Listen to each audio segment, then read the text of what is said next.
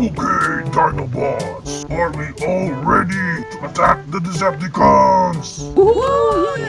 Yes, we're ready. Rawr! Okay, buti naman. Kung gano'n. Hello, Grimlock. Huh?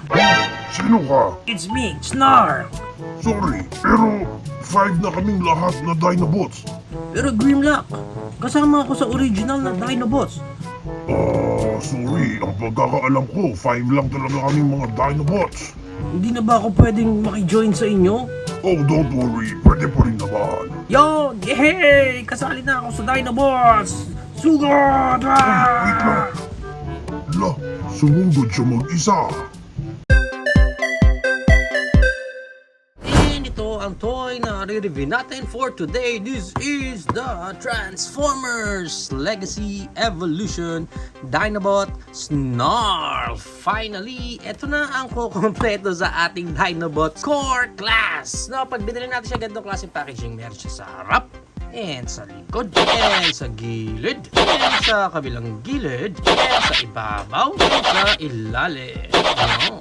And pag na-unbox natin siya, yung love letter sa atin ni Hasbro. And nandito din yung kanyang manual. Okay, so meron siyang kasama ditong accessories. First is itong kanyang sword.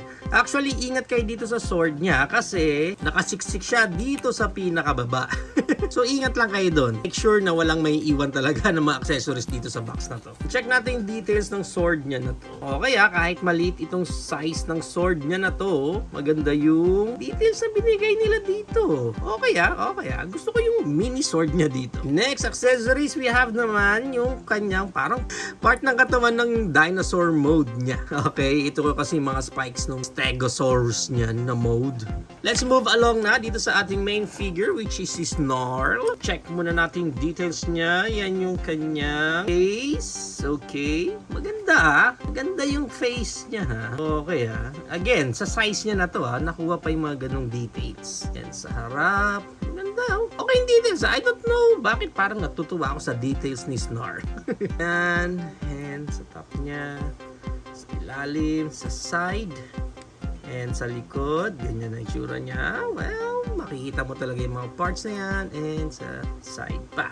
Okay, para sa kanyang articulation, sa kanyang head, pwedeng umikot yan, 360. Wala nang any look up and look down. Sa kanyang arms, kaya niya ang ating Creed moment. Mas wide open, di gaano konti lang. Pero naiikot naman yan dahil ball jointed yung part na. Pagdating sa bicep, no any rotation dyan. Yung kanyang elbow bent, it's a good thing na may elbow bent si Snarl. Buti naman. Pagdating sa kamay, wala nang any articulation dyan. Sa waist niya, meron din rotation dyan. And sa legs, kaya niya ang ating Van Damme split. Not really that split, pero good na rin. Kaya niya mag-high kick ng ganyan.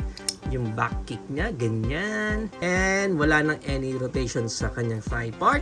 Pagdating sa knee bend niya, ganyan ng knee bend. Wala nang any articulation dito sa kanyang paa naman. Now to start dito sa kanyang mga accessories, lalagay natin itong dalawang pegs na ito. Yan, dito sa dalawang portion na yan. Okay, so dun siya mag-snap. Yan. Okay? So parang magmukhang buo lang naman dito si Pong Pagong. Ay hindi siya si Pong Pagong. Okay, and then yung kanyang sword, of course, pwede nating lagyan niya sa kanyang hands. Yan, si Snarl with his accessories. Maganda Maganda ang itsura dito ni Snarl. Natutuwa ako kung paano nila na-execute yung mismong look dito ni Snarl. Maayos yung kanyang robot mode.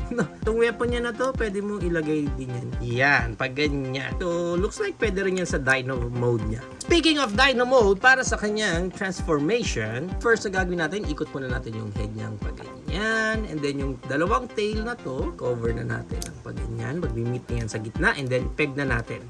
Okay, so once na na-peg na natin yan, next is itong kamay niya, iaangat natin pag-ganyan. Ayan, parang nakaslant siya ng ganyan, ganun din dito sa kabila. Yan, ganyan. And then may makikita kayo ditong parang peg dyan sa side niya. Ayan, yan. Doon naman yan pupunta.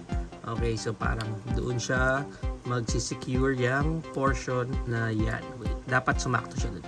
Yan, okay. So, yun siya lulusot. So, ganun din sa kabila. Again, yung portion na yan, pupunta yan doon. Okay, so hindi mo na siya magagalaw pag na-secure mo na siya din. Then, after niya, pagdating sa paa niya, fold lang natin ang pag-ganyan.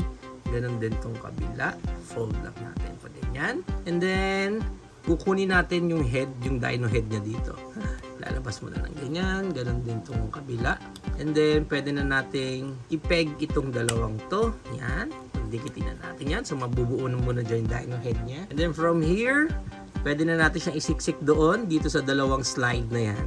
Diyan siya papasok yung dalawang yellow na yon. Yan. Okay.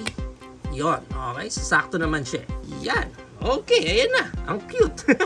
Ang cute ng ating Stegosaurus dito. Check muna natin yung details dito ng ating cutie Stegosaurus. Yan yung head niya sa dinosaur mode. Maganda eh. Maganda rin yung head eh. Actually, itong portion na to, yan. Maayos for me eh. Yan, sa likod. Ang pinaka-downside for me sa design na to is itong portion na ito sa likod. Itong back leg niya paikot sa tail niya hanggang itong portion na to. Pag tinignan mo dito, itong part na to, ang ganda niya eh. Pero pag ito laman, ang tinignan mo, parang ano to? Anong meron dito? Yan sa ilalim, yan. Articulation ng dinosaur niya dito. Walang articulation sa head, wala rin articulation sa paa, wala rin articulation sa back leg, even sa buntot niya sa likod. Although, itong kanyang weapon, pwede natin yan itago. Yan. So, pwede mo itago dyan yung kanyang weapon naman pag naka-dinosaur mode siya. Ang cute niya talaga eh. Ang cutie-cutie dito ni Snarl.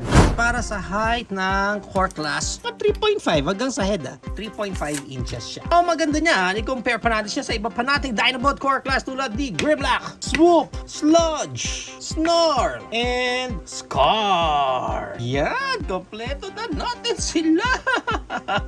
Gagawa tayo ng separate video para doon naman natin ipapakita pag kinumbine na natin silang lahat. Other than that, i-compare pa natin siya sa ating Legend Scale Kickback from Power of the Primes yata. And we have here our Insecticons Kickback then, the New Age. And we have here the Legacy Kickback.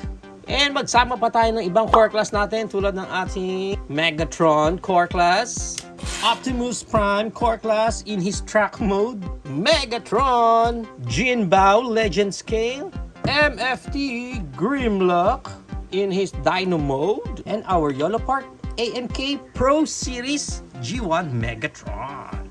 So yan ang ating height comparison.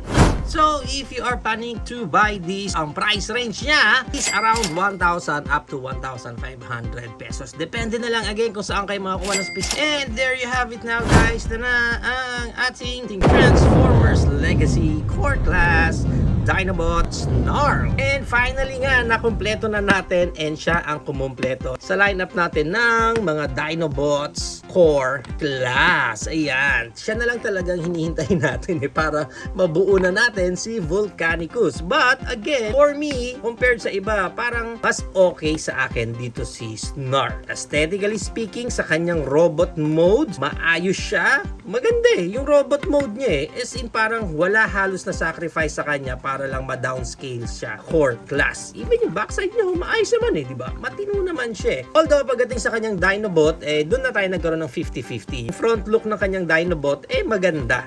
Pero pagdating sa backside, doon na medyo nagkaroon na ng problema. Pero overall for me, isa to sa pinakamaayos at matino na core class na Dinobot na meron ako. Pero ang mas nakaka-excite nga niyan, ano kayang magiging itsura nitong lahat pag kinumbine na natin sila as Volcanicus?